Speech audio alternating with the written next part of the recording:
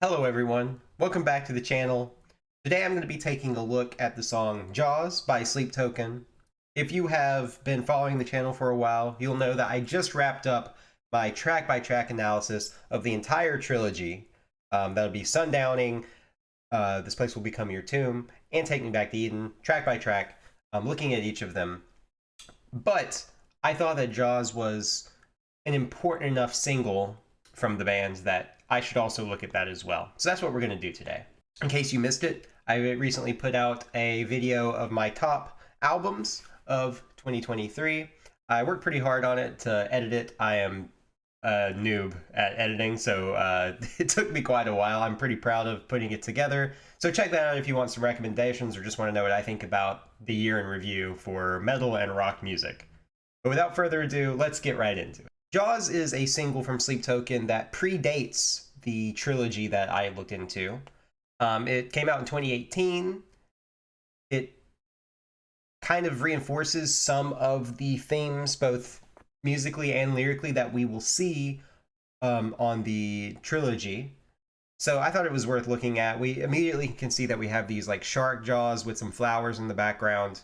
One thing that's really interesting is that if you've listened to a lot of Sleep Token, you'll know that teeth and biting, that kind of thing, has a lot of meaning for Sleep Token and for Vessel in particular.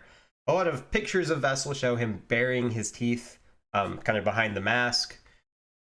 You'll see songs such as The Offering have multiple references to teeth and biting. You've got diamonds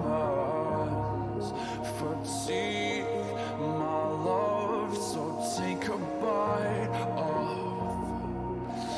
me. Along with songs like Take Me Back to Eden. Grow back your sharpest teeth, you know my desire.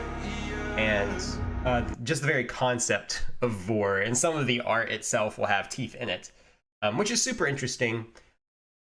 I kind of took the idea of this biting and these teeth to be something that Sleep possesses, right? That she's biting Vessel, and it represents her hold over him. Basically, she won't leave him. She's just hanging on, even though she's gone. So that's what I think the teeth represent in the trilogy. So I'm going to look at Jaws and see how it kind of sets up this metaphor and shows us what's to come with the rest of Sleep Token. So let's go ahead and get right into it.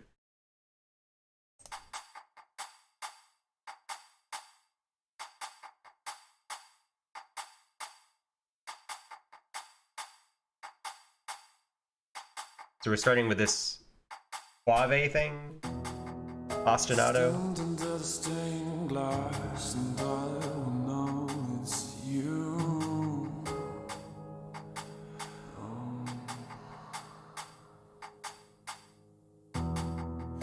Whites of your eyes burn from across the room.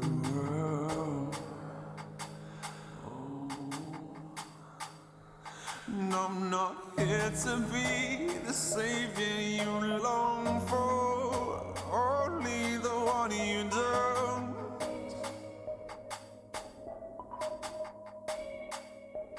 Are you watching me with eyes of a predator? You move towards the door. Still the same old Vessel here, just with like the sobbing sounding vocals. Show me those pretty white toys. Show me where the delicate stops. Show me what you've lost and why you're always taking it slow. Show me what wounds you've got. Show me love. Show me those pretty white toys. Show me where the delicate stops. Show me what you've lost and why you're always taking it slow. Show me what wounds you've got. Show me love.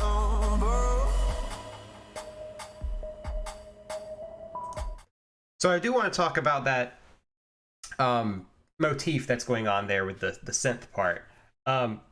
We hear the main kind of synth motif that's going on here in multiple other Sleep Token songs, so it clearly has some kind of meaning to Vessel to pull back to this song. For example, in the last Sleep Token video I did, Bloodsport, specifically the Room Below version, He includes the Jaws motif at the very start, just briefly.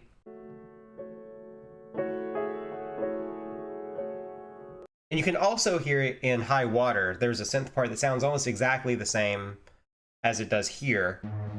I will still avoid my own questions. And it's just bringing us back to this song. So it must have something to do with the trilogy. And I think upon hearing it and with hindsight, we can see that that's clearly the case from the lyrics, right? This song gives me kind of a creepy vibe. The reason it does is because we get this very ominous storytelling here. We've got, I guess we're going to say this is Sleep standing under some stained glass. She's looking at Vessel, and she's just like watching him as she tries to leave. And it's clear that Vessel is not wanted because he says, "I'm not here to be the savior you long for, only the one you don't." So he's clearly disturbing her in some way, and she doesn't like it. And we've got this creepy thing where she's just like, you know, just mad dogging him as as she's trying to leave. That's really creepy to me. I think so far, especially with the chorus, right? It says, show me those pretty white jaws. Show me where the delicate stops. Show me what you've lost. Why you're always taking it slow. Show me what wounds you've got. And show me love. To break this down, I think the main idea so far for the lyrics and for the song overall is basically a perversion of being vulnerable with your partner. So being vulnerable is something that every good relationship will have. You should be able to talk to your partner about things. You should be able to kind of, you know, reveal some of your past traumas or wounds and heal from it if you need to. But it seems like between the two of them, and I guess Vessel's the main antagonist here, he keeps picking and prodding at her, wanting to, you know, have her show him her wounds, and he wants to kind of figure out like what's going on with her, what is her damage. And it comes across not as a loving partner, but as someone who is prying, someone who is obsessed. And the thing that's really messed up about it is it seems like that's what Vessel in this song thinks that love is this toxic vulnerability, needing to be open with the other person even if you don't want to be. It's this uncomfortable thing that is provoking her to kind of, you know, eye him in a way that she looks like maybe like a shark, right? She's waiting to attack back or something like that. It's really, really kind of creepy, especially with the idea that she's standing under stained glass. The mental image I get is she's standing in a church and Vessel just kind of shows up. She's in her safe space and this dude just shows up and starts like prodding at her to, you know, relive past traumas and stuff like that. And I think that maps very well onto what the trilogy, I think, is doing, which is Vessel is essentially resurrecting Sleep from her peaceful afterlife or whatever you want to call it, so that he can feel better about it. He keeps bringing her back. I think this kind of sets up that whole dichotomy and that whole idea here, where it's something Vessel longs for her, but she's also dangerous. Let's continue.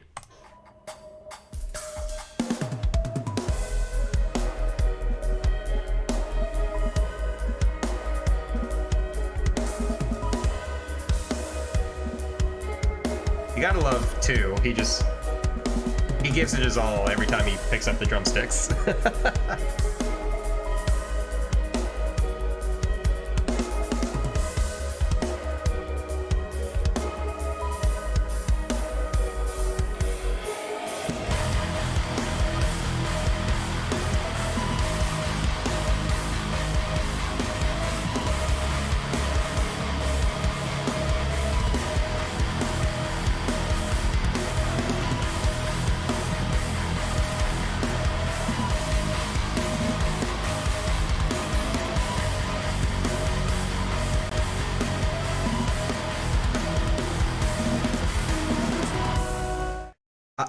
I'll move back to kind of catch that, but I just want to say something about the production real quick as well. The synth sound and kind of the way the song is set up reminds me a lot of This Place Will Become Your Tomb, which is weird because this came out before Sundowning, Obviously, the intro I think sounds a lot like Sundowning, and we're going to get into this next section, which I think sounds also like more like Sundowning than This Place Will Become Your Tomb. But the synth sound kind of gives me that weird shimmery underwater idea, and the fact that we have like shark jaws in the art reminds me a lot of This Place Will Become Your Tomb with all the water and sea creature imagery. And this build up into the guitars coming in over that synth thing reminds me a lot of the peak moments of This Place Will Become Your Tomb. It's just a weird mix of both albums for it to have come out before either of them. So once again, maybe it's a roadmap of the sounds that Vessel was going for.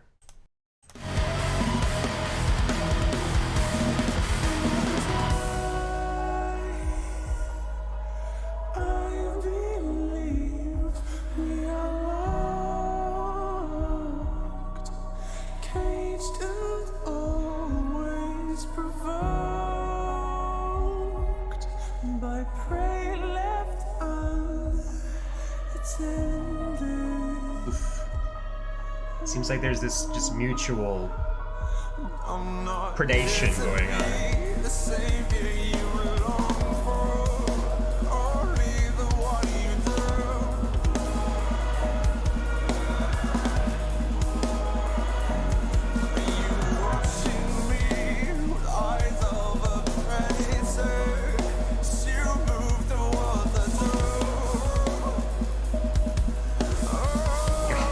The drumming is just incredible.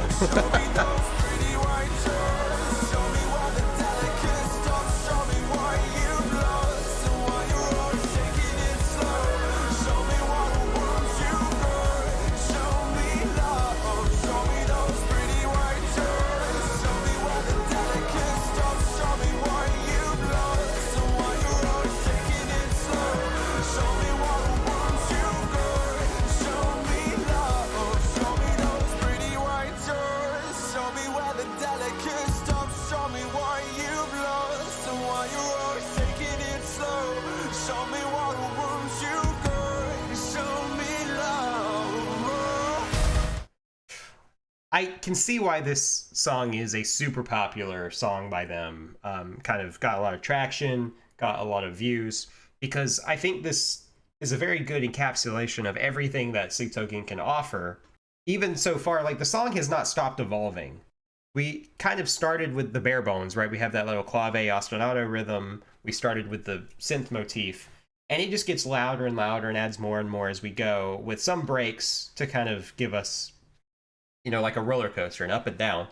But we get the full range of Vessel's vocals, kind of the low and breathy vocals at the start, the high falsetto ones, and then he's basically belting whenever we get to the final rounds of the chorus where everything's in, the drums, the backup vocals, which the backup vocals are also featured prominently here as well, where he's doing his falsetto runs in the background. I think it adds a lot of character to Sleep Token's music, the way that he kind of does these vocal riffs basically in the background of the songs. Super interesting. But of course, we are about to kind of get to the end of the song here. We hit a peak there right before I stopped. Show me what wounds you got, show me love.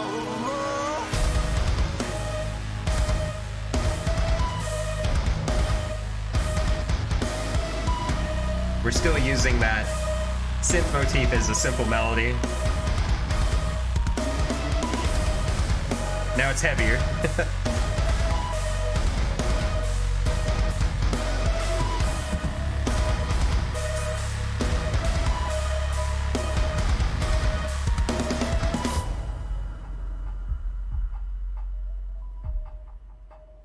Claves are back.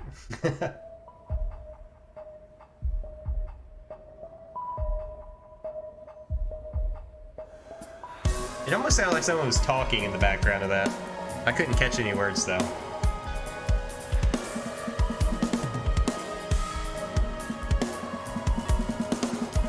Yep.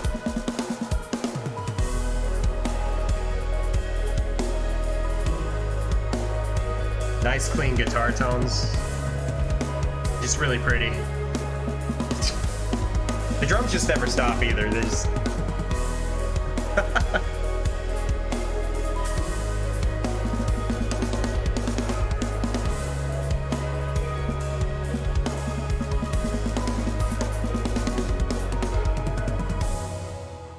Okay, cool little piano part there too.